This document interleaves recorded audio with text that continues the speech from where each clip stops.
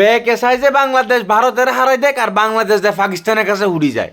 Champions ট্রফির একটা warm up match মানে গা গরম করবে একটা ম্যাচ খেলতে গেছে ভাইয়া দুবাইতে পাকিস্তানের সায়েন্সের লগে, পাকিস্তান এ টিমের লগে বাংলাদেশ এ টিম গা গরম করতে দেয় ভাইয়া। পাকিস্তান বাংলাদেশ ক্রিকেট টিমের ভাইয়া ফাঁসা গরম করে লেছে ভাইয়া।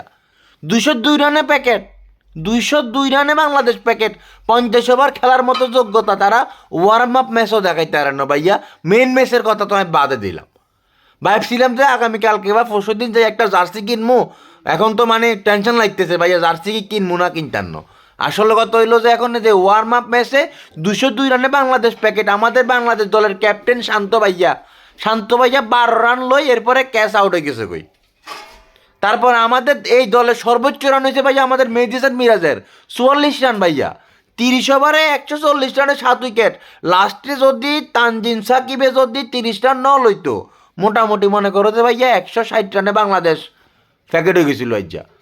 কারণ হয়েছে যে যেই অবস্থা দেখলাম তাদের ব্যাটিংয়ের যে বিপর্যয়, আমাদের মুশফিকুর রহিম রয়েছে 7 রান, তারপর হয়েছে আমাদের আবার সৌম্য সরকার ভালো করছে 35 রান করছে কিছুটা। কারণ এক্ষেত্রে অবশ্যই ভালো বলতে হবে, যেখানে সর্বোচ্চ রান 44 ওইখানে তো 35 রান অবশ্যই ভালো, সেটা বলতে হইব।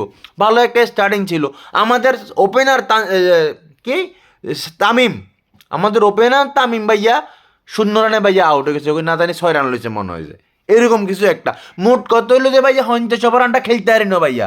আমাদের ওয়ার্ম আপ ম্যাচে আমাদের পাশা গরম করি ওনারা সুন্দর করে ম্যাচটা জিতে গেছে কই।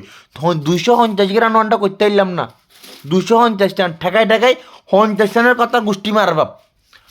আন্ডা কি মানে 50টা ওভারও কি খেলতে পারলাম না ভাইয়া।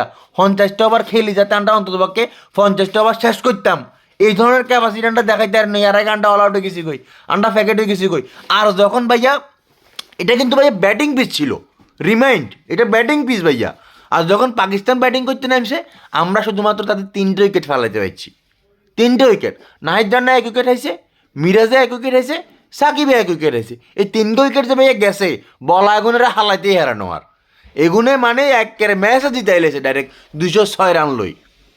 আর কোনো উইকেটই পাকিস্তানের গেল না, আর কোনো উইকেট বাংলাদেশের কেউ ফালাইতে এলো না। কারণ একে তো এটা ব্যাটিং পিচ, বোলিংয়ের দোষ দিয়ে লাভ নাই। আর আমাদের ব্যাটাররা মাশাল্লাহ 50 ওভার খেলতে পারে না, তা সাকিবে জাগিয়ে লাস্টে 30 রান লন লাগে এতে ওডিআই ম্যাচের ভিতরে।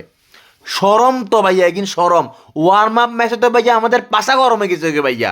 এখন তো কতক্ষণ পরে ভাই লজ্জায় সরমে গরমে এসব কম্বল টম্বল তুই উদিলা ঘুমজান লাগবে ভাইয়া।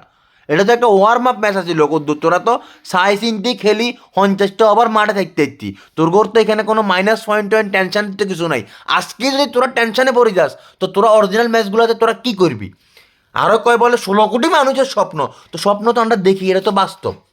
স্বপ্ন তো আমরা দেখি, কিন্তু স্বপ্ন দেখি আমরা কিয়া করবো। 50 ওভার ম্যাচ খেলতে যাস তোরা, তোরা 30 ওভার 35 ওভারে হুডি যাস, 30 ওভারে 140 রানে ভাই এগুলো 7 উইকেট গেছে কই, এগুলো T20 খেলের 30 ওভারে তাও।